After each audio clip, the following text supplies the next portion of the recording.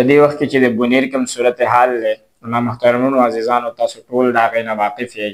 او تاسو ټول د هغې په باره کې ښه علم لرئ. پرون مولانا اکبر حقانی صاحب یې ویډیو کړې وه چې ما د یو کور په دې ساعت کې 7 جنازې پړاو کړې رالم وې 7 جنازې مې وکړې رالم اور دا 7 واړه کسان چې دا د یو کور نه وې 4 زنانه وې او 3 پکې ماشومانه وې. اور دغه شانتې نن یو ویډیو چلېده په هغې کې وې چې یو کس پاتې شوی دی اور د هغه د کور خپلوان 22 کسان د دې دنیا نه رخصت شو د سیلاب نظر شو. نو زما محترم وروڼو موږ له پکار دا ده چې موږ د هغه خلکو مدد وکړو. که خپل مالی مدد یې کولی شو چې موږ خپل د پیسو نه د هغو مدد وکړو او که مالی مدد یې نشو کولی موږ له پکار ده چې موږ د هغو جسماني مدد وکړو هلته لاړ شو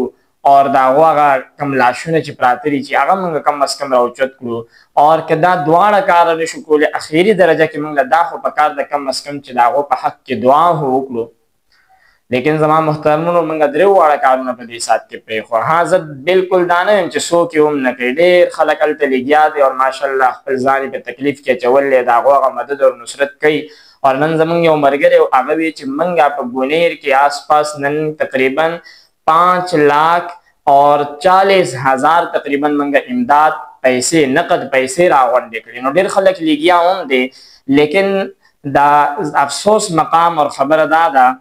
چې د اباسین نږدې چې کوم خلک پاتې کېږي د اباسین او خواوشې کوم خلک پاتې کېږي او اوسېدونکي دی دغه ځای د هغو دپاره دا ډېر د افسوس او د عبرت مقام دی او ډېر د شرم مقام دی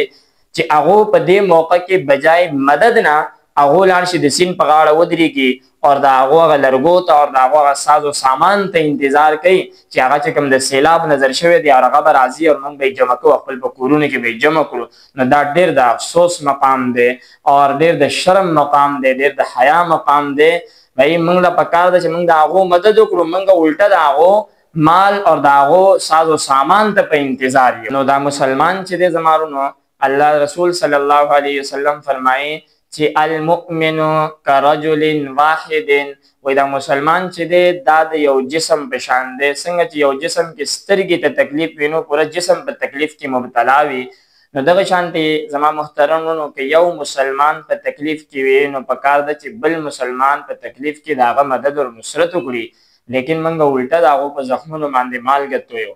نو موږ له داسې نه ده پکار د هغو مدد او نصرت پکار دی اور د هغو سره په دې وخت کې ودرېدل پکار دي اور د هغو هر قسم مدد کول پکار دي. الله تعالی دې په دې سیلاب کې چې څومره شهادتونه شوي دي الله تعالی دې ټولو ته د ټولو شهادتونه خپل په بارګاه کې قبول کړي اور لواحقین ته دې الله تعالی صبر و جمیل عطا کړي